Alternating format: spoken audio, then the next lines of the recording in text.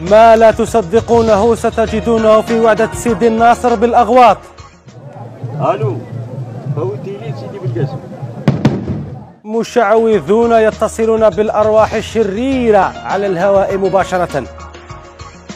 بالله عليكم، كيف يمكن لتراب يجمعه نسوة ورجال من رحبة الولي المعروف بسيدي الناصر أن يجلب لهم الحظ؟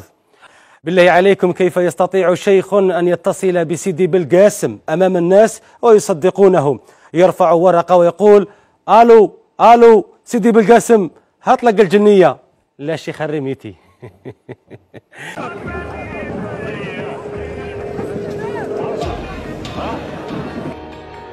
سحر، شعوذة، تحرش وخداع، كل شيء مباح هنا لجمع المال، كلها تجتمع لأجل خداع هؤلاء. عادة غريبة عن مجتمعنا، حيث لا زالت هذه الأشياء تنتشر بالأسواق والوعدات وسط الغبار والتراب والأوساخ على أنها شافية ومرقية وتحمي من العين والحسد.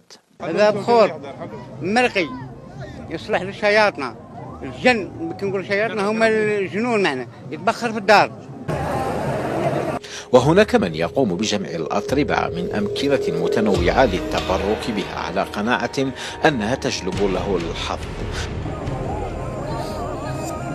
جلسات تجلب أعدادا كبيرة من الناس تمارس فيها طقوس السحر والشعوذة وعلم الغيب.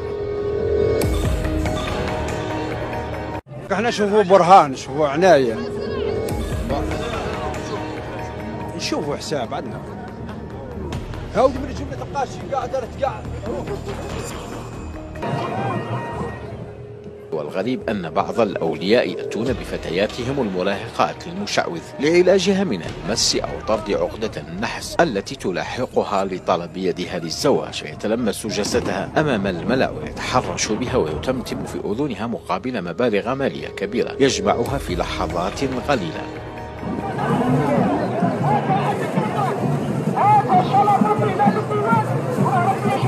سيدي عيسى سيدي الناصر بحركات اطلق الروح عليك.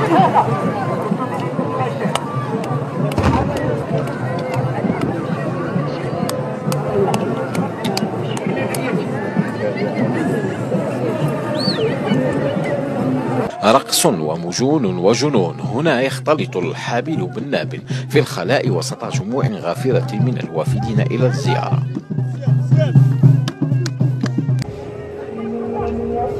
يبيعون الأوهام والأحلام ويعبثون بعقول هؤلاء بمبررات واهية ويأكلون أموال الناس بغير حق. أصبحت تنتشر في هذه الأمكنة كل أنواع الخرافات والشعوذة، وتمارس في بعضها طقوس لا يقبلها العقل ولا الدين، وارتبطت باسم الموروث الديني التاريخي وشوهته. العار السعداوي لبرنامج مراسلون.